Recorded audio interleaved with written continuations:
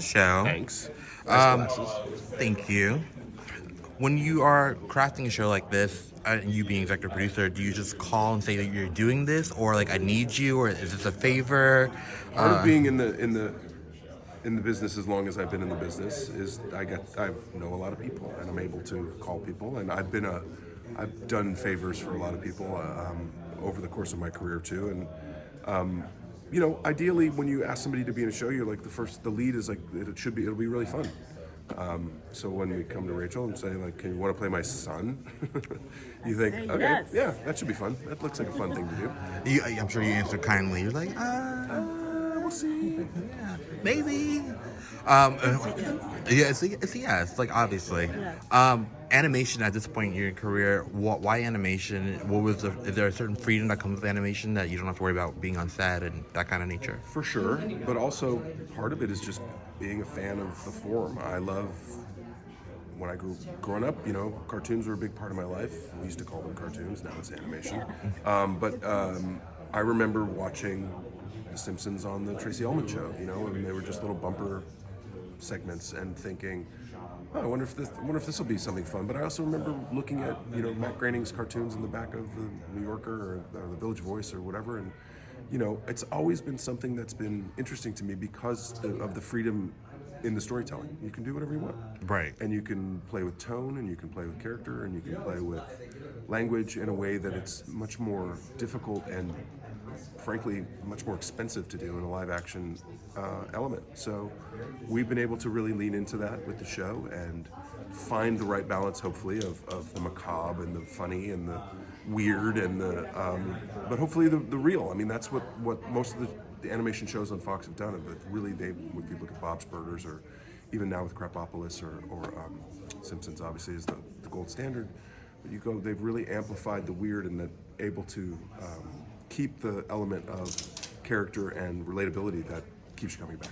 Rich, speaking of character, how did you craft the voice? You're very vocally gifted, so you're able to do a lot. Well, I'm no Alan Tudyk. That's true. But how do you craft the voice going into this kind of show? Well, I think so. I was thinking for this kid, like, he's always optimistic and hopeful, but then he's also doesn't really have any friends. So then I was like, well, I was trying to think back to the kids that have no friends. I don't know. The indoor kids. Like the indoor. No, I just thought maybe he always kind of talked like this, so sort of thing like this, So I don't know. I like trying to figure it out. And then the very first session you do, you're kind of going, like, what about this? What about this? So then you find it, like with Chad, the writer, producer, everything. Yeah. Amazing. Well, congratulations, you guys. Thank you so much. Thank you.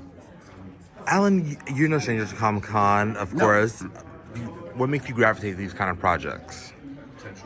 Any project is script. You gotta first read a script and get inspired. And I love the show. It's very funny. It's clever. In a animation, I feel like there's a lot of different opportunities to check out animation, different voices in animation, and even adult animation, stuff that isn't funny, serious animation. This one had humor that I hadn't heard before. It was funny in a way that I hadn't experienced it. So I got excited, and I'm really happy with it. The true crime drama is plentiful on television. Where do we draw from a bit? Like, how do we craft the show with that in mind and add the comedy in? I think it's like you said, it's plentiful. Yeah. Because it's plentiful, there's plenty to make fun of. And so when you have that much available, that much ammunition that we have now to sort of go and pick apart these little things that they seem to do in every single one of these types of shows, it allows for us to really, talk about something that's going on currently. Like the detective genre is very old. It's been around forever, but as we are trying to hit these newer forms of the detective genre and then spoofing that, gives you plenty to work with. And talk about show running a show like this, because one, you have so many amazing talent here just to work with, and then you guys don't record together. How do you bring everything together? Coffee is helpful. Coffee helps to do it. No, it is.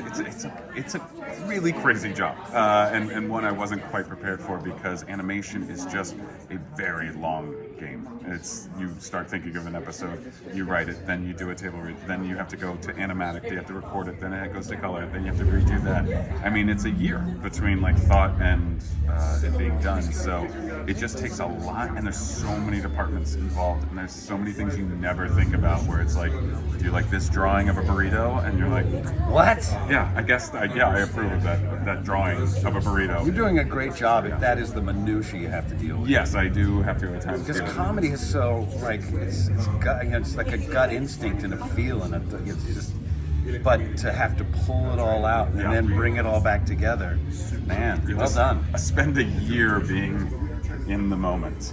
My God. Wow. Alan, how do you craft, like, where do you go, like, start to craft the voice that you want to play? Like, how do you go into that? Like, what kind of process do you go through doing that? I have a couple of, when you read the script, you'll have a couple of initial ideas, and then you bring them in to the booth, and we goof around, and we figure it out, like, yeah, that sounds good. No, more like this, do it again, try that, and until you land on something that everybody feels good about, and then go with it. It's pretty easy in that way.